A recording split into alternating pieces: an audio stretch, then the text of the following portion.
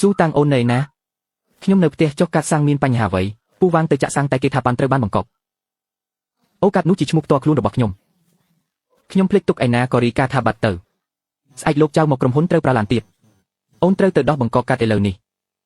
ការដោះបង្កប់ត្រូវទៅដល់ធនាគារហើយត្រូវមានអត្តសញ្ញាណប័ណ្ណផ្ទាល់ខ្លួនទៀតចុងសប្តាហ៍នេះធនាគារមិនធ្វើការទេខ្ញុំក៏រវល់ដែរអ្នកធ្វើបែបនេះដោយចិត្តណាមែនខ្ញុំគ្រាន់តែឲ្យអ្នកបង់ប្រាក់ពិន័យបន្តិចបន្តួចសោះចាំបាច់ត្រូវគិតគូររឿងតូចតាចដល់ថ្នាក់នេះទេបើការងារក្រុមហ៊ុនស៊ូតាំងមានបញ្ហាអ្នកទទួលខុសត្រូវរួចទេទី1នោះជាកាតរបស់ខ្ញុំចង់បោះបង់វាចោលពេលណាក៏ជារឿងរបស់ខ្ញុំទី2ឡានក្រុមហ៊ុនហេតុអ្វីត្រូវប្រើកាតផ្ទាល់ខ្លួនខ្ញុំចាក់សាំង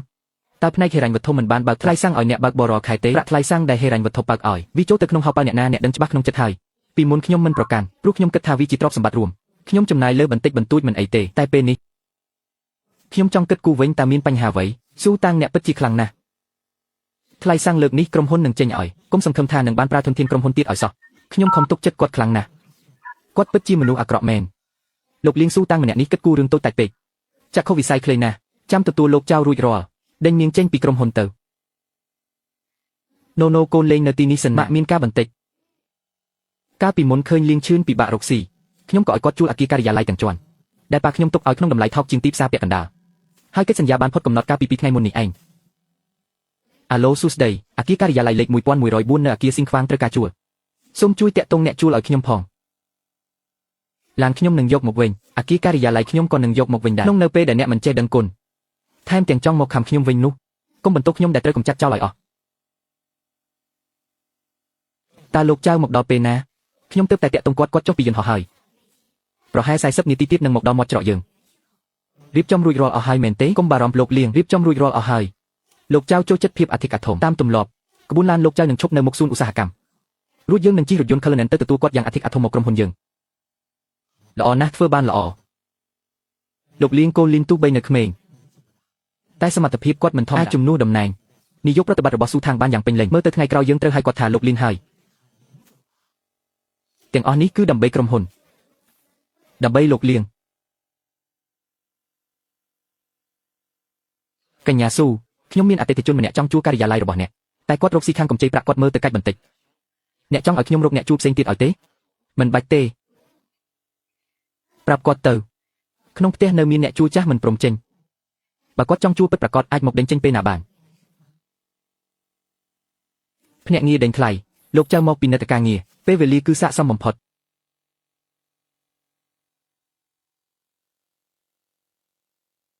សំណាងល្អណាស់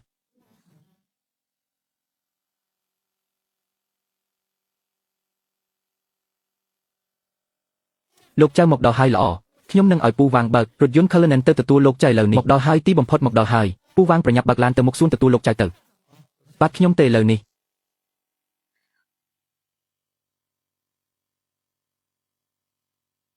មិនក៏អត់ដំណើរការ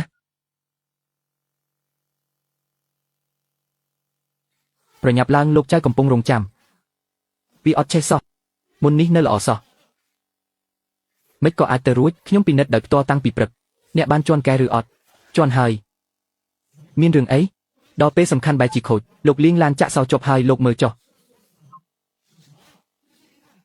ពេលបញ្ឆេះអំបញ្ញមិញវាធ្វើឲ្យប្រព័ន្ធការពារដំណើរការម៉ាស៊ីនវាចាក់សោចប់ហើយលោកចៅនៅរងចាំមុខសួននៅឥឡូវធ្វើម៉េចមានតែប្រើសោគ្រឿងបន្លាស់ប៉ុណ្ណោះសោគ្រឿងបន្លាស់ចុះសោគ្រឿងបន្លាស់នៅណានៅក្នុងទូដៃផ្នែករដ្ឋបាលនៅចាំអីទៀតប្រញាប់ទៅយកមកពួកអត់ប្រយោជន៍ទាំងអស់គ្នាសោរងប្រព័ន្ធការពារចោរកម្មឡាននេះគឺទំនើបបំផុតបើបានចាក់សោពីចម្ងាយតាមប្រព័ន្ធកណ្ដាលហើយបើគ្មានលេខសម្ងាត់កម្ពុជារបស់ខ្ញុំទេគឺគ្មានអ្នកណាអាចបើកបានឡើយឆាប់យកសោរងមកនៅតែមិនដំណើរការមិនអាចក៏មិនដំណើរការពួកឯងនេះពិតជាគ្មានប្រយោជន៍មែនសូម្បីតែឡានមួយគ្រឿងក៏ដោះស្រាយមិនបានពេលស៊ូថាងប្រើពីមុនមិនក៏មិនដែលខូចបើថ្ងៃនេះឡាននៅតែមិនដើរខ្ញុំនឹងដេញពួកឯងចេញទាំងអស់នៅតែមិនដំណើរការសោះលោកលៀងនេះវាមានន័យថាម៉េចជិត10នាទីហើយឡានរបស់លោកនៅមិនទាន់មកដល់ទុកឲ្យខ្ញុំឈរហើរថ្ងៃបែបនេះលោកចៅសូមស្ដាប់ខ្ញុំបន្តិចពួកយើងនឹងទៅដល់ភ្លាមលោកលៀងឥឡូវធ្វើយ៉ាងម៉េចឡានមិនដំណើរការសោះ ตาเนี่ยធ្វើអីមែនទេហើយអ្វីបានជាឡានមិនដើរលោកលៀងឡានខូចក៏យកទៅជួសជុលទៅមកសួរខ្ញុំធ្វើអីខ្ញុំមិនមែនជាជាងជួសជុលឡានទេកុំមកធ្វើជាមិនដឹងអីមានតែអ្នកទេដែលអាចគ្រប់គ្រងឡានឆាប់ដោះសោឡានឲ្យខ្ញុំភ្លាមលោកចៅកំពុងរងចាំនៅមុខច្រកចូលហើយដោះសោឲ្យលឿនឡើងលោកចៅគឺជាអតិថិជនធំបំផុតរបស់ក្រុមហ៊ុនយើងបើធ្វើឲ្យលោកចៅខឹងតើអ្នកទទួលខុសត្រូវរួចទេលោកលៀងលោកភ្លេចហើយមែនទេកាលពីថ្ងៃសុក្រមុនឡាននេះត្រូវបានប្រធានគ្រប់គ្រងរហូតទៅប្រើប្រាស់រួមហើយសោគឺនៅក្នុងដៃគាត់សិទ្ធិគ្រប់គ្រងក៏នៅក្នុងដៃឥឡូវឡានខូចនោះគឺដោយសារការគ្រប់គ្រងមិនល្អវាមិនពាក់ព័ន្ធនឹងខ្ញុំទេស៊ូថាងគុំមកនិយាយផ្ដេសផ្ដាសមិញលោកវ៉ាងប្រាប់ថាអ្នកមានសិទ្ធិគ្រប់គ្រងខ្ពស់បំផុតប្រកាសជាអ្នកធ្វើវាដោយចិត្តណាហើយត្រូវហើយគឺខ្ញុំធ្វើដោយចិត្តណាពិតមែនចុះបើខ្ញុំធ្វើបែបនេះតើមានបញ្ហាអីអ្នកចង់ឲ្យក្រុមហ៊ុនវិនិច្ឆ័យមែនទេអ្នកដឹងទេថាគម្រោងរបស់លោកចៅសំខាន់ប៉ុណ្ណារឿងនឹងពាក់ព័ន្ធអីនឹងខ្ញុំឥឡូវខ្ញុំគ្រាន់តែជាបុគ្គលិកម្នាក់ដែលកំពុងរងការព្រមាននឹងព្យួរការងារប៉ុណ្ណោះរឿងទទួលភ្ញៀវសំខាន់បែបនេះគួរតែពឹងផ្អែកលើលោកលីនដែលជាអ្នកមានគោលការណ៍ច្បាស់លាស់ទើបត្រូវស៊ូថាងខ្ញុំបញ្ជាឲ្យអ្នកដោះសោភ្លាមលៀងឈឿនអ្នកមានសិទ្ធិអីមកបញ្ជាខ្ញុំព្រោះខ្ញុំជាម្ចាស់ក្រុមហ៊ុននេះមែនហើយស៊ូថាងដោះសោចេញភ្លាមទៅបើមិនអញ្ចឹងទេលោកម្ចាស់មានវិធីដោះស្រាយជាមួយអ្នកច្រើនណាស់បើមិនដោះសោទេថៅកែបានបញ្ឈប់អ្នកពីការងារហើយស៊ូថាងអ្នកគ្រាន់តែជាអ្នកស៊ីឈ្នួលគេទេហ៊ានមិនស្ដាប់បង្គាប់ម្ចាស់ក្រុមហ៊ុនមែនទេម្ចាស់ក្រុមហ៊ុនមានសិទ្ធិបង្ខំយកឡានផ្ទាល់ខ្លួនរបស់គេមកធ្វើជាឡានក្រុមហ៊ុនដែរឡាននេះជាទ្រព្យសម្បត្តិផ្ទាល់ខ្លួនរបស់ខ្ញុំមានសិទ្ធិសម្រេចថាពេលណាត្រូវប្រើឬមិនប្រើវាឥឡូវខ្ញុំអារម្មណ៍មិនល្អដូច្នេះវាមិនអាចទៅណាបានទេអ្នកនិយាយផ្ដេសផ្ដាស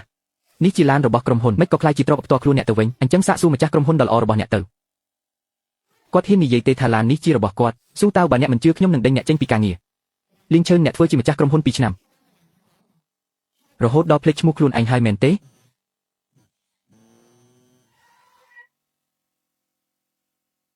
ធ្វើឲ្យខ្ញុំរងចាំនៅខាងក្រៅជាង10នាទីលោកលៀងលោកចៅ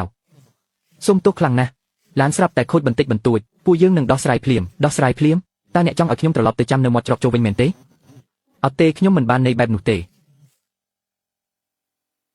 កញ្ញាស៊ូសុខសប្បាយទេថ្ងៃនេះពួកយើងត្រូវតែផឹកឲ្យស្រវឹងទៅបានលោកចៅសូមទោសផងការផឹកស៊ីថ្ងៃនេះខ្ញុំប្រហែលជាមិនអាចចូលរួមបានទេអ្នកចង់លីឈប់មែនទេកញ្ញាស៊ូអ្នកពិតជាចង់លីឈប់មែនទេក្រុមហ៊ុននេះតូចពេកមិនអាចដាក់មនុស្សដូចជាខ្ញុំបានទេមើលចុះសំបីតឡានក៏ត្រូវគេខត់ទុកដែរប្រហែលជាត្រូវគេដេញចេញដូចគ្នាហើយមែនទេស៊ូថាងអ្នកខ្ញុំនិយាយខុសត្រង់ណាលៀងឈឿនខ្ញុំចាំបានថា2ឆ្នាំមុនខ្ញុំព្រមសហការជាមួយអ្នកក៏ព្រោះតែឃើញមុខកញ្ញាស៊ូដែរលោកចៅនេះគ្រាន់តែជាការយកច្រឡំទេយកច្រឡំកញ្ញាស៊ូត្រូវគេដកហូតឡានហើយថែមទាំងត្រូវគេដេញចេញទៀតនេះក៏ហៅថាការយកច្រឡំដែរលោកចៅស៊ូថាងយកឡានក្រុមហ៊ុនទៅប្រាប់តខ្លួនលោកលៀងគ្រាន់តែអនុវត្តតាមច្បាប់ក្រុមហ៊ុនប៉ុណ្ណោះឡាននេះខ្ញុំធ្លាប់ជិះកាលនោះកញ្ញាស៊ូប្រាប់ខ្ញុំថាវាជាការបង្ហាញពីភាពស្មោះត្រង់តែគាត់យកមកប្រើសម្រាប់ទទួលភ្ញៀវចុះហេតុអ្វីដល់មាត់អ្នកខ្លាចជាយកទៅប្រាប់តខ្លួនទៅវិញលោកចៅកុំចាញ់បោកស៊ូថាងអីឡាននេះវាស្ងាត់មាត់ទៅតើឡាននេះពិតជាទ្រព្យសម្បត្តិផ្ទាល់ខ្លួនរបស់ស៊ូថាងមែនទេស៊ូថាងប្រាប់លោកចៅទៅនេះគ្រាន់តែជាបញ្ហាបន្តិចបន្តួចក្នុងក្រុមហ៊ុនយើងដោះស្រាយគ្នាឯងទៅកុំឲ្យគេមើលងាយបានលោកលៀងឥឡូវទើបដឹងថាខ្មាស់គេមែនទេពេលចេញលិខិតរិះគន់ខ្ញុំហេតុអ្វីមិនគិតថាខ្មាស់គេពេលឲ្យលីនយករបស់ខ្ញុំទៅបោះចោលហើយជន់ឈ្លីវីហេតុអ្វីមិនគិតថាខ្មាស់គេស៊ូថាងឃើញដល់មិត្តចាស់លៀងឈឿនខ្ញុំមិនហ៊ានរាប់អានមិត្តចាស់ដូចអ្នកទេចាប់ពីថ្ងៃនេះទៅខ្ញុំគ្មានអ្វីពាក់ព័ន្ធនឹងក្រុមហ៊ុនអ្នកទៀតទេឡាននេះខ្ញុំក៏នឹងយកត្រឡប់ទៅវិញដែរស៊ូថាងអ្នកលោកចៅខ្ញុំសុំទោសដែលធ្វើឲ្យលោកខកបំណងបើលោកមិនប្រកាន់ទេខ្ញុំអាចជូនលោកទៅកន្លែងបន្ទាប់បានហាបានតើកញ្ញាស៊ូពិតជាចិត្តទូលីថ្ងៃនេះខ្ញុំនឹងធ្វើតាមការរៀបចំរបស់កញ្ញាស៊ូទាំងអស់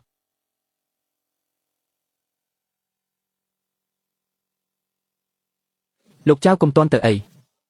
យើងមិនទាន់បានពិភាក្សាសូមឲ្យឱកាសពួកយើងម្ដងទៀតលោកជឿជាក់ចុះគ្មានស៊ូថាងក៏យើងអាចធ្វើបានល្អជាងនេះដែរ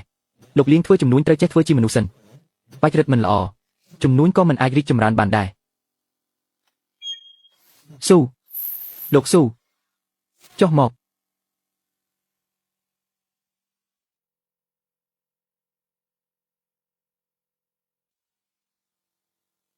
សូមអញ្ជើញលោកចៅខ្ញុំទើបមានគម្រោងថ្មីមួយកំពុងត្រូវការដៃគូដែលយកការងារយើងជែកគ្នានៅលើឡានទៅពិតជាគិតយូរណាស់លោកចៅសូមផ្ដល់ឱកាសឲ្យក្រុមហ៊ុនយើងម្ដងទៀតខ្ញុំអាចទិញឡាន Cullinan ជូនភ្លាមអ្នកគិតថាខ្ញុំខ្វល់រឿងមុខមាត់មែនទេលៀងឈឿនអ្នកពិតជាបរាជ័យក្នុងការរស់នៅហ ហើយការមើលមនុស្សរបស់អ្នកក៏ធ្វើឲ្យខ្ញុំខកចិត្តដែរខ្ញុំលោកលីមិនល្អទេភ្នាក់ងារអចលនទ្រព្យមកដេញយើងចេញហើយអ្នកនិយាយថាមុខចំនួនអ្វីមកទទួលយកផ្ទះនេះលោកប្រញាប់ចូលទៅមើលទៅពួកគេកំពុងកំទេចការិយាល័យអស់ហើយមិនអាចទៅរួចទេយើងនៅចាំមុខទ្វាររហូតមិនឃើញមានអ្នកណាចូលទៅសោះពួកគេឡើងមកតាមចំណតឡានក្រោមដី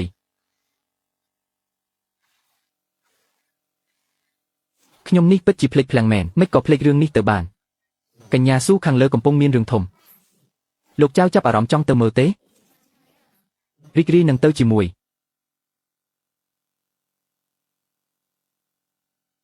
ពួកអ្នកជានរណាមានសិទ្ធិអីមកសម្រុកចូលក្រុមហ៊ុនខ្ញុំលោកលៀងខ្ញុំជាភ្នាក់ងារអចលនទ្រព្យឈ្មោះសុនម្ចាស់អគារការិយាល័យនេះបានប្រកល់សិទ្ធិពេញក្នុងការគ្រប់គ្រងការជួលអគារនេះគឺជាលោកចៅជាអ្នកជួលថ្មីដែលមកជំនួសអ្នកក្រុមហ៊ុនយើងមិនទាន់បានប្រកាសរើចេញទេពួកអ្នកចេញទៅភ្លាមលោកលៀងកិច្ចសន្យាជួលរបស់អ្នកផុតកំណត់តាំងពីថ្ងៃពុធមុនសូមសហការរើចេញភ្លាមបើមិនដូច្នោះទេយើងមានសិទ្ធិបណ្តេញចេញដោយបង្ខំនិយាយផ្ដេសផ្ដាសក្រុមហ៊ុនយើងធំប៉ុណ្នេះមិននឹងអាចហួសការកំណត់ជួលបានគ្រប់គ្រងរដ្ឋបាលរឿងថ្លៃជួលគឺលោកលៀងជាអ្នកទទួលខុសត្រូវផ្ទាល់ខ្ញុំមិនដឹងរឿងនេះសោះ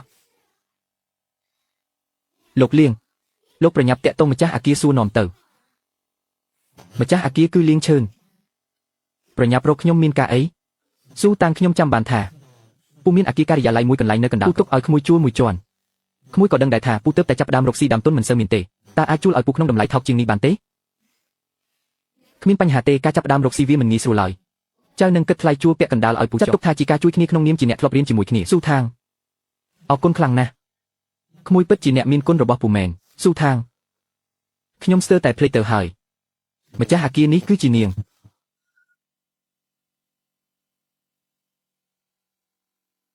ឃើញទេលោកលៀងនៅចាំបានល្អតើទីបំផុតក៏នឹកឃើញចង់បានម៉ូតូ G តែគ្មានលុយគ្រប់គ្រាន់មែនទេតែ$30តែប៉ុណ្ណោះក្នុងមួយខែសូមស្វាគមន៍មកកាន់ Chaimet Moto ទំនាក់ទំនងទូរស័ព្ទលេខ015 580 541